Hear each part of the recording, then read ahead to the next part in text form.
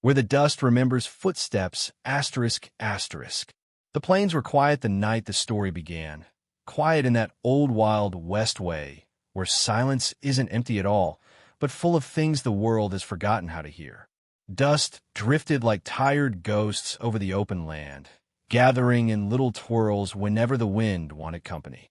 The sky stretched wide enough to hold every wandering dream, and the young moon hung thin as a horseman's smile slipped into shadow.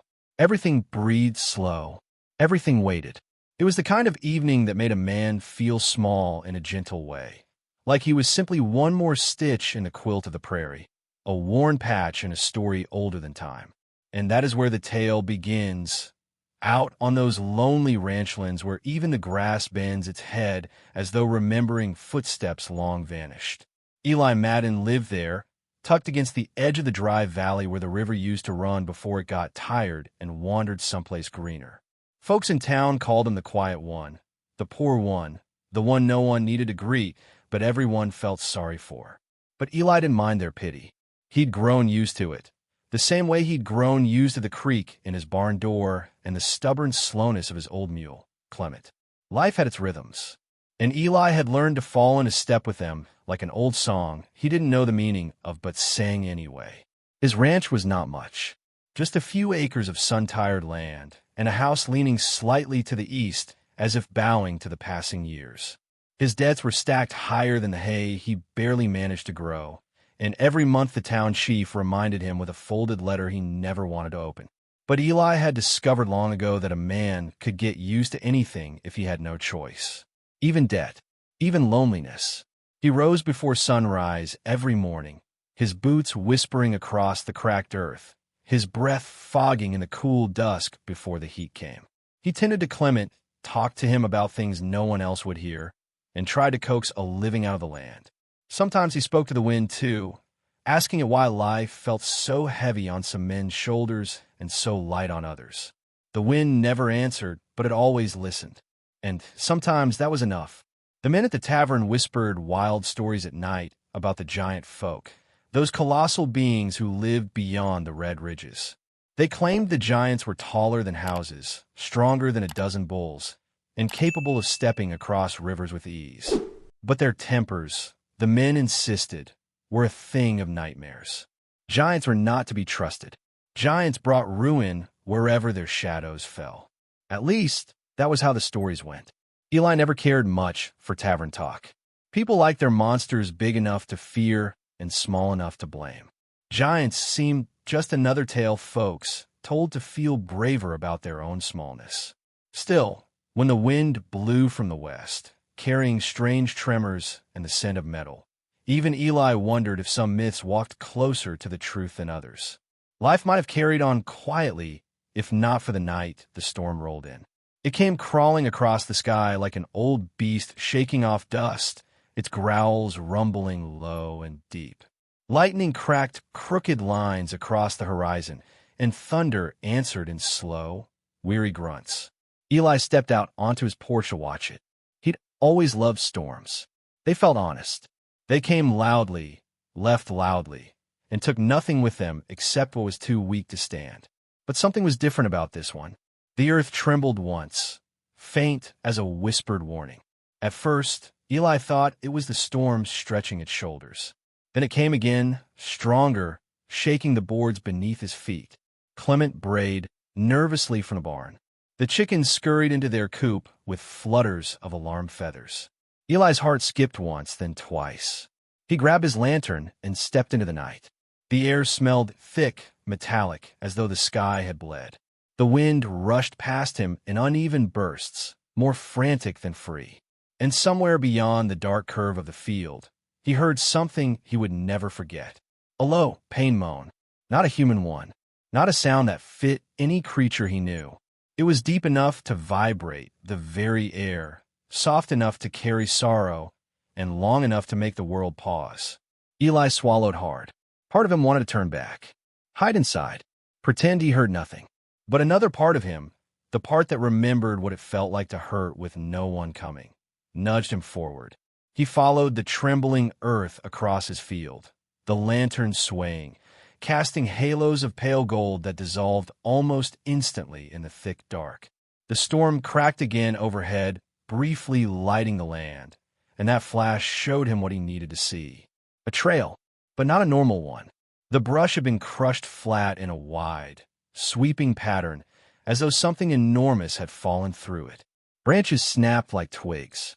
Deep indentations pitted the ground, each one as large as a water trough, and scattered between them was blood, but not the deep red of cattle or horse. This blood shone faintly silver under the lightning's glow, shimmering as though the moon had spilled itself on the earth. Eli's breath caught. Fear brushed up his spine in long, cold strokes. He pressed on. The moaning grew softer, but more desperate. The air warmed strangely as he approached the hillside at the edge of his land. Smoke curled from the broken brush. And then he saw her, the giant princess, Selah. Even the storm seemed to draw breath at her presence. She lay slumped against the hill, her body massive enough to loom over Eli's tallest oak tree. Her armor, once gleaming with engravings of her tribe, was fractured and charred. One shoulder bled steadily, each drop the size of Eli's palm. Her hair, strands thick as knotted rope, spilled like a silver waterfall across the ground, and her face, pale and strained, held a pain Eli could feel even from a dozen yards away. Her eyes fluttered open, not wild, not monstrous, just tired, just hurting.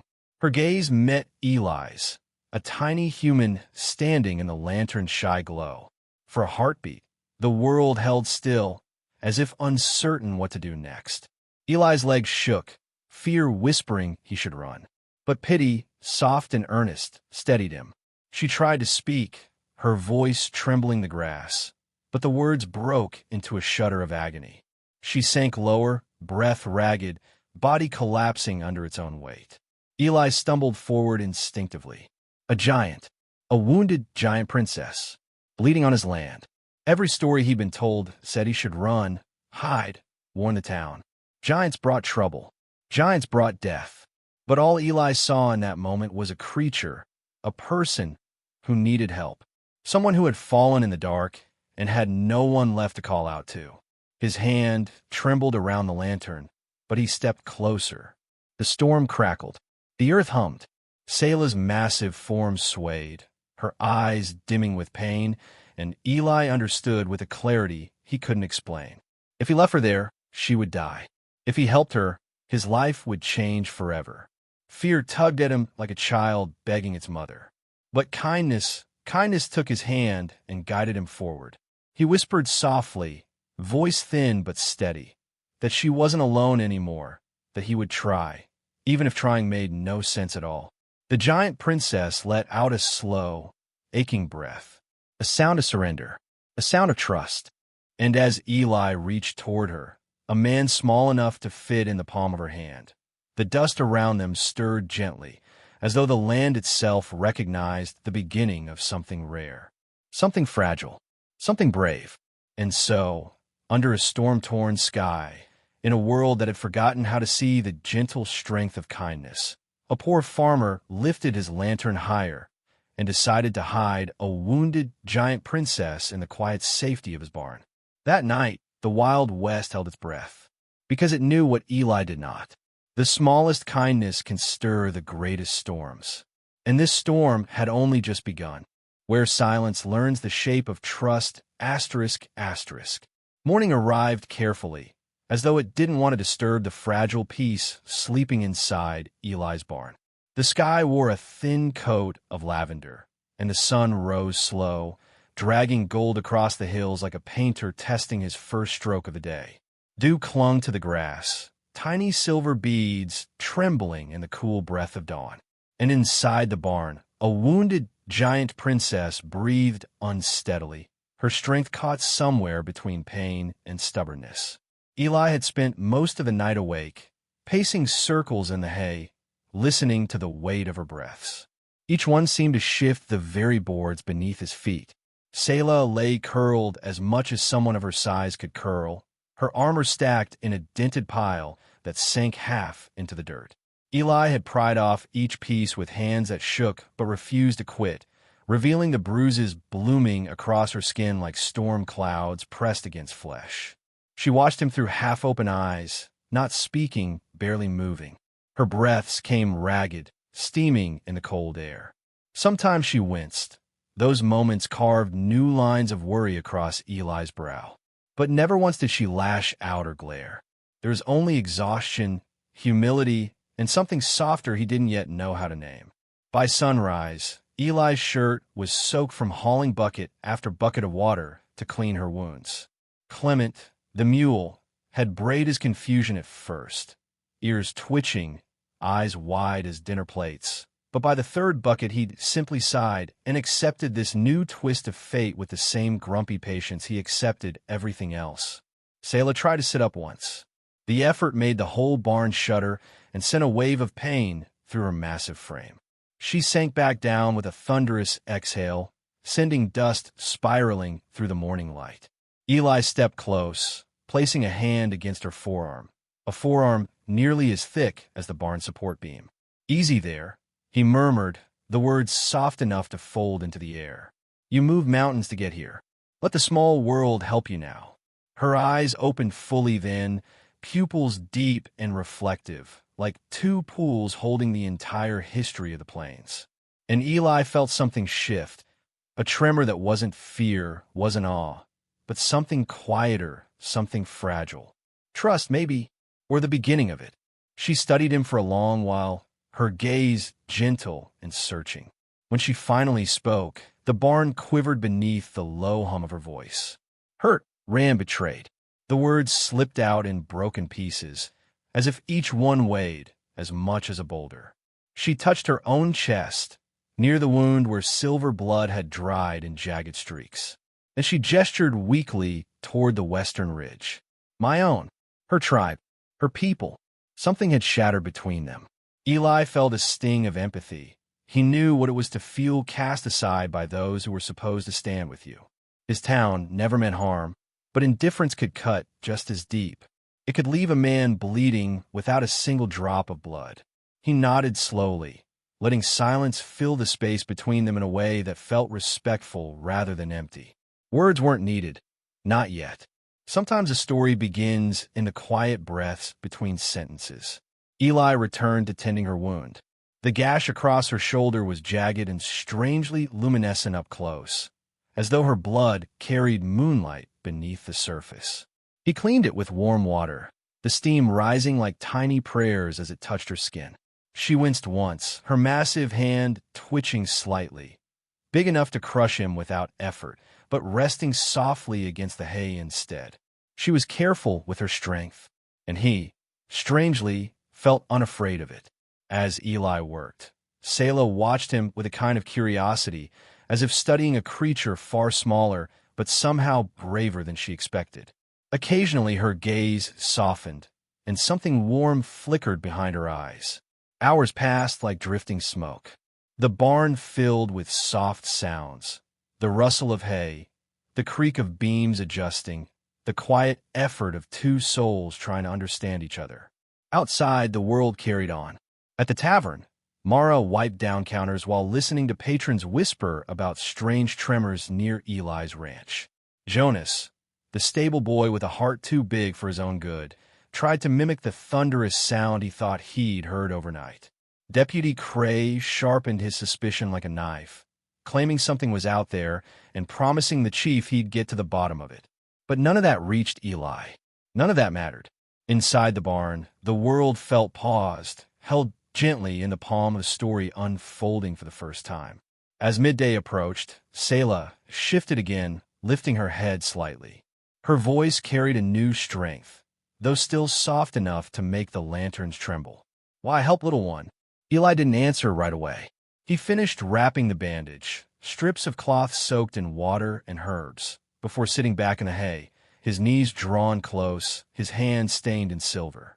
He looked at her, really looked, and in that lingering gaze lay the truth of who he was. "Some people need help," he whispered, "and it's a lonely thing when no one sees it." Her eyes darkened with understanding. Perhaps no one had ever looked past her size, past her power. Perhaps no one had ever wondered whether giants could feel small, too. A soft breath escaped her. It rustled Eli's hair like a warm gust of wind. He stood up and brought her water using buckets tied together on a long wooden pole. He lifted the pole slowly, tilting the buckets toward her lips. She drank carefully, each sip like a tide rising and falling. When she finished, she rested her head back down on the hay, the barn groaning gently beneath her weight. "Thank you," she murmured. Eli felt heat rise to his cheeks. He wasn't used to being thanked, not for anything meaningful. Most days he went unnoticed, a shadow working the fields while others passed him by. The simple gratitude of a giant princess felt oddly heavy, like something sacred had been placed in his hands. The afternoon wore on, and the barn became a sanctuary of small gestures. Eli sweeping silver flakes of giant blood from the dirt. Selah trying to shift her position without knocking over the feed barrels. Clement falling asleep against her ankle, snoring like a stubborn old dog. The giant princess chuckling at that. A deep, warm rumble that traveled through the ground and made Eli smile without meaning to. Little by little, fear slipped out the cracks of the barn walls. What remained was something softer, something fragile, but solid enough to grow roots. When evening stretched its long purple fingers across the land, Eli finally paused. His muscles ached. His mind spun with questions he hadn't dared ask. But his heart felt strangely full. Selah watched him from beneath heavy eyelids. "You gentle," she whispered. Eli inhaled a shaky breath. "I only do what I can." Her lips curved in what might have been the beginning of a smile. "Sometimes, little one, that is more than most." The wind outside sighed through the fields, brushing against the barn as though approving of the moment. Eli draped a blanket, small as a leaf compared to her, over the side of her arm where the chill crept in. It wasn't enough to warm her, but he hoped it warmed the gesture, at least. The sky deepened, stars waking one by one. Selah closed her eyes, drifting into a fragile sleep, and Eli sat beside her, leaning back against a hay bale, listening to the rise and fall of her breath. Stronger now, still heavy with pain but steady, honest. A quiet settled over them, not the kind that hides fear, but the kind that nurtures trust. The kind of silence where two wounded souls can exist without needing to explain their scars. Eli's eyelids drooped. The day weighed heavy, but before sleep claimed him, he glanced at her once more. She wasn't a monster. She wasn't a threat. She was simply someone hurting, and maybe, just maybe, someone who had been alone far longer than a giant heart was meant to bear. Eli closed his eyes. The barn held them both, small and large, fragile and strong, bound by nothing more than shared loneliness and unexpected kindness. Outside, the wind whispered gently across the empty plains. Inside, silence learned the shape of trust. Hearts discover their true size ***. Dawn broke softer the next morning, as though the sky itself wanted to step lightly around the barn so it wouldn't wake its sleeping giants, one in size, the other in heart.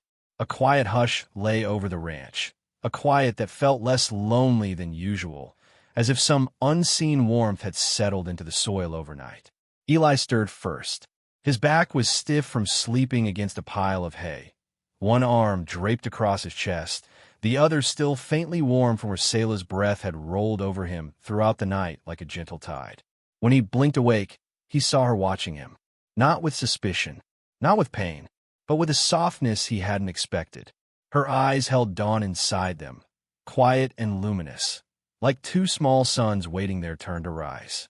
She shifted her weight slowly, carefully, always careful now, always mindful not to break the fragile world he lived in.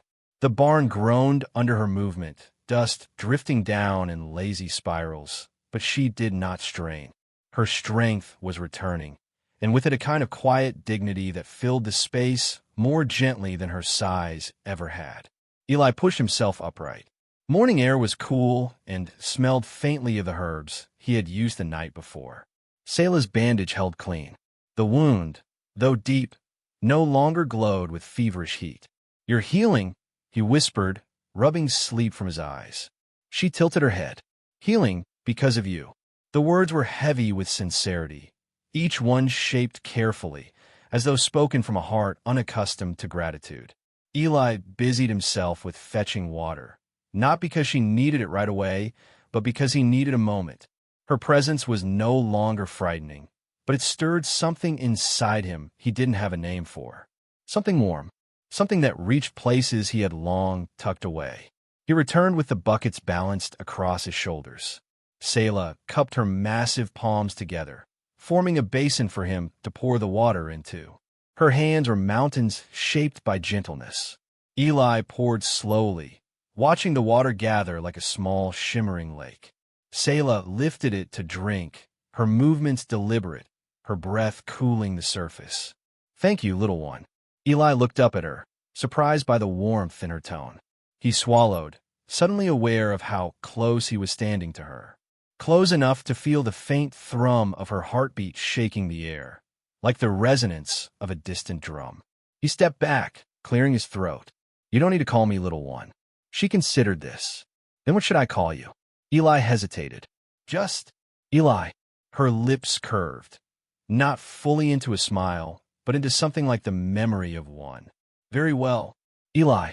Hearing his name roll from her voice felt like discovering the first note of a long-lost song. It echoed gently inside him, lingering long after the air settled.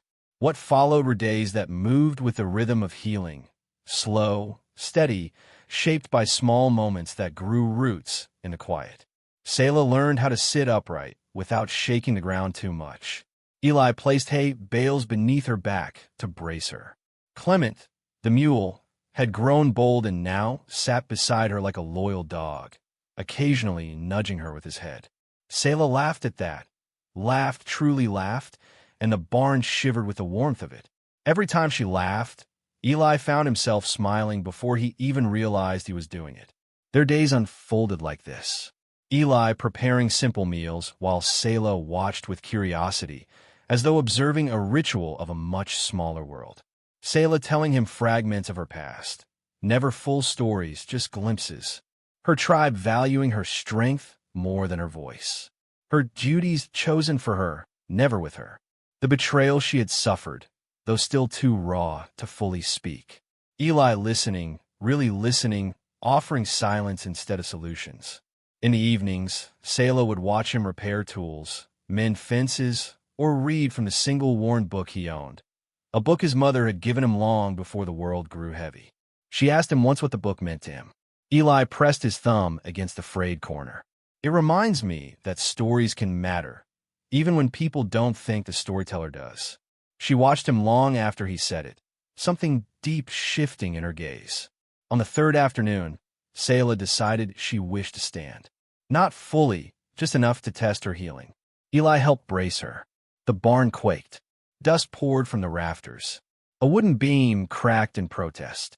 But Selah's foot pressed into the dirt, her leg trembling like a great stone waking from centuries of sleep.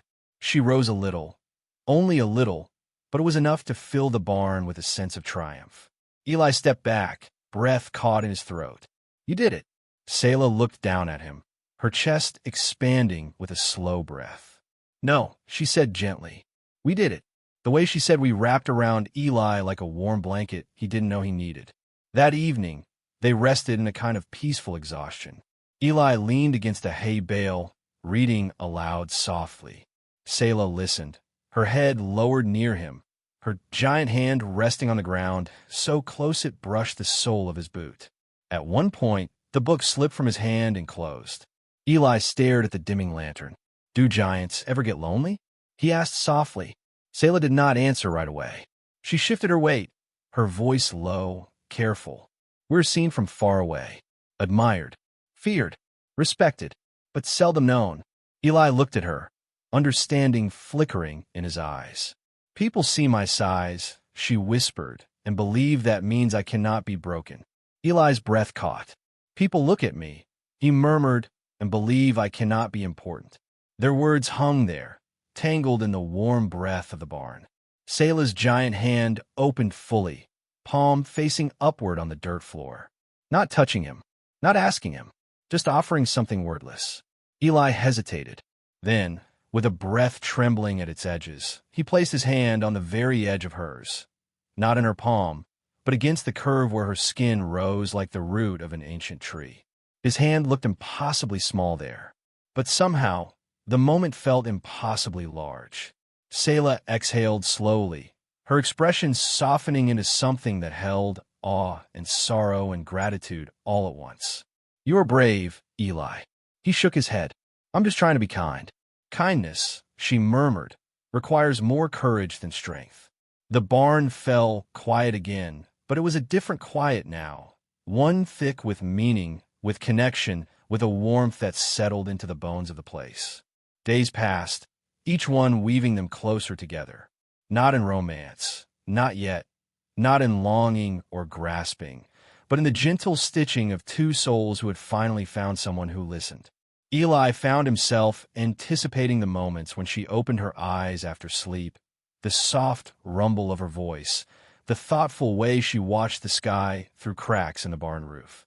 Selah found herself studying the little world he lived in, the way he touched everything gently, as though trying to give softness to things that had never asked for it. She noticed how he never complained, even when exhaustion clung to him. She noticed how he spoke to Clement, as if the mule were kin. She noticed how he carried sadness lightly, never letting it harden him. Their bond was quiet, deep, and slow-growing, like a seed that had waited years for the right soil. But peace is always brief in the Wild West. One evening, as the sun dipped low and bled its colors across the earth, Eli stepped outside the barn. He needed to fetch more herbs for Selah's healing balm. The air was warm, the sky soft. But on the far side of the field, he spotted something that made his stomach twist. Footprints. Human ones. Boot prints. Fresh. They circled near the property, too deliberate to be wandering. And among them, a partial hoof print from Deputy Cray's heavy mare. Eli's pulse stuttered. Someone had been watching. Someone had been close. He returned to the barn slowly, his chest tight. Selah lifted her head slightly as he entered. "What troubles you?" she asked softly. He knelt beside her, stirring the herbs without looking up. "Someone was here today." A long silence followed. Selah lowered her gaze. "I must leave soon." The words were simple, but they landed inside Eli like a falling tree. He looked up at her, eyes wide in the lantern-lit dusk. "Leave?" Her expression was tender. "Your world is not safe if I stay." He swallowed hard. "I don't care about danger." She leaned close, her breath warm across his face. "I care." Their gazes locked, small man, giant woman, two hearts suddenly aware of the space between them and how much it had come to matter. Selah drew back slowly. Eli's voice shook. "Will you come back?" A pause. Then, softly, "If the winds allow it, yes." The words weren't a promise, but they were a hope. And hope, in its quiet way, was enough to set Eli's heart trembling. That night, as Selah prepared to leave, she rested her hand near him once more, not touching, but offering the memory of closeness they had shared. "You gave me something I did not know I was missing," she whispered. Eli's breath trembled. "What was that?" She looked at him with eyes full of ancient sorrow and newfound warmth. "A reason to believe gentleness still lives in this world." With a slow, aching movement, she rose, towering, magnificent, healed enough to walk. She stepped out into the cool night. Eli followed her to the edge of the field. She turned once, her silhouette framed against the moon like a mountain learning to walk again. Their eyes met, and in that quiet, fragile moment, without touching, without speaking, they said everything their hearts were not yet brave enough to voice. Selah walked into the dawn. Eli stood alone, but he had never felt less alone in his life. What the heart hides, the world eventually sees, asterisk, asterisk. The morning sky was pale, soft as linen, the kind of light that spills slowly across the plains and makes even the harshest edges seem gentle. Eli woke to the quiet hum of the wind in the grass and the faint creak of the barn, already feeling the tension that had been threading itself through the past days. Footprints had been found. Rumors had begun to stir in the town. And the chief, stern, pragmatic, and always hungry for order, was coming. Eli stepped outside, boots crunching against the dry earth, and squinted at the horizon. Dust hung in the air like forgotten memories. Somewhere in the distance, horses shifted, and a rider's figure emerged, tall, commanding, moving with the weight of authority. The chief was here. He stopped at the edge of Eli's field, hands resting on the brim of his hat. His gaze swept over the barn, the faint shapes of broken branches and the disturbed earth. The townsfolk were gathered behind him, murmuring quietly, curiosity blending with fear. They had come because they feared what they did not understand. Yet some had also come because Eli was a man they recognized, even if quietly, for his resilience. The chief's voice was low but carried the same authority that had governed the town for decades. "Eli Madden," he said, standing straight despite the weight on his chest. "What have you been hiding?" Eli's lips pressed into a thin line. He swallowed. There was no bravado in him, no pleading. He simply nodded. "A wounded giant came to my land," he said, voice steady, voice honest. "I cannot leave her to die." The chief studied him. The wind tugged at his coat. The townsfolk shuffled, waiting. Some raised eyebrows, some clenched jaws. But the chief did not speak immediately.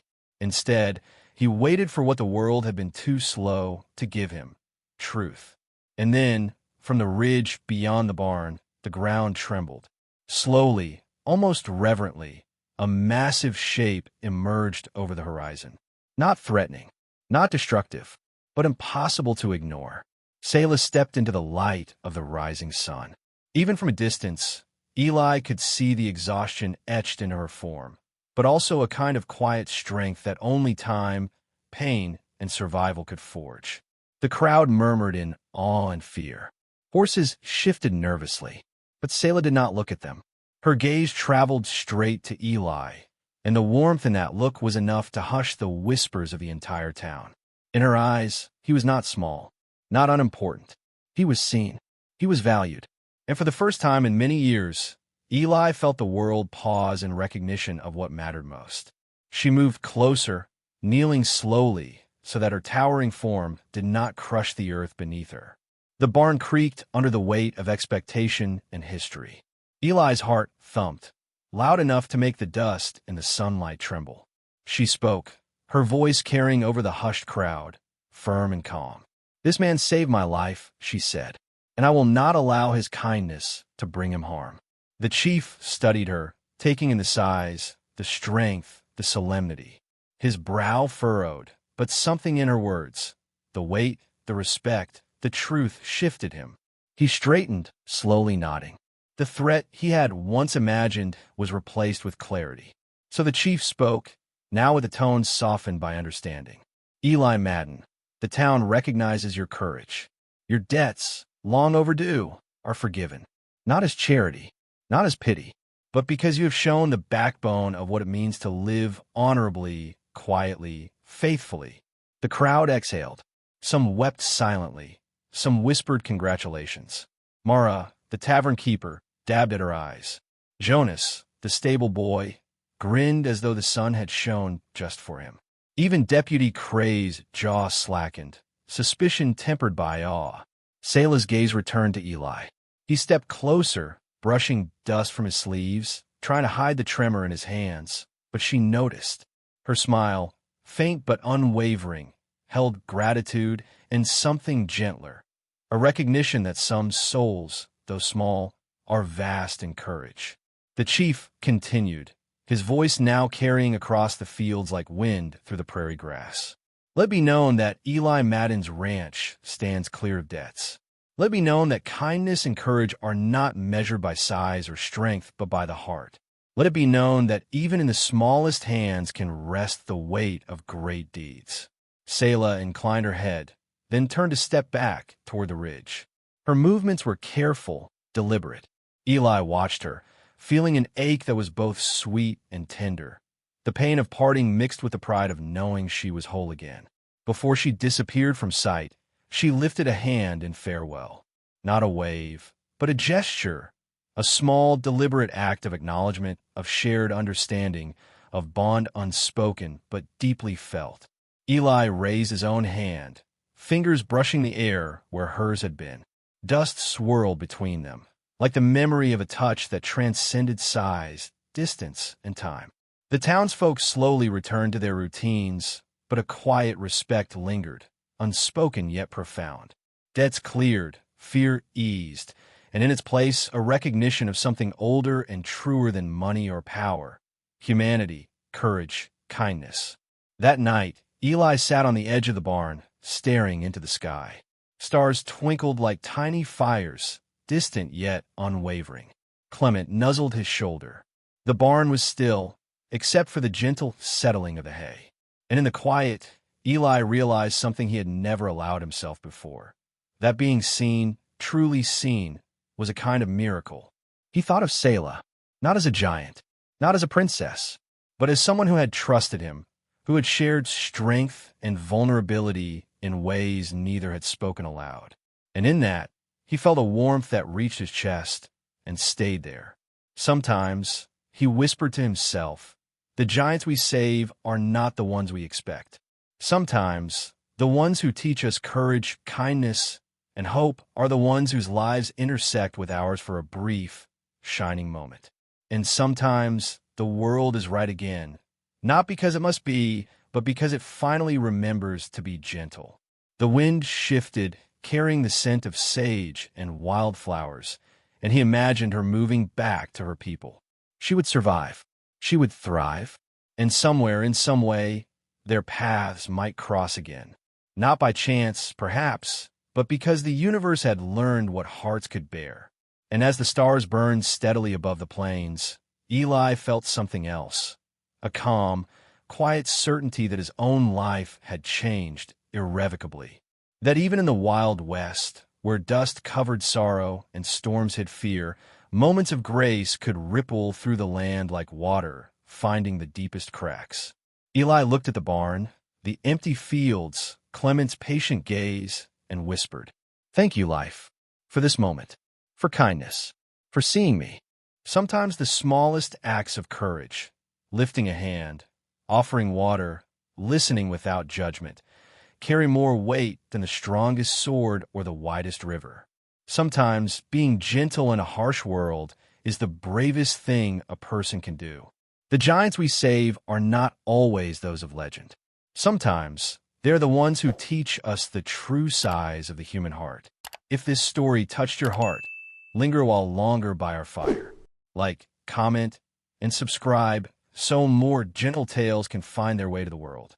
And tell us, from where in this wide, wandering earth are you watching?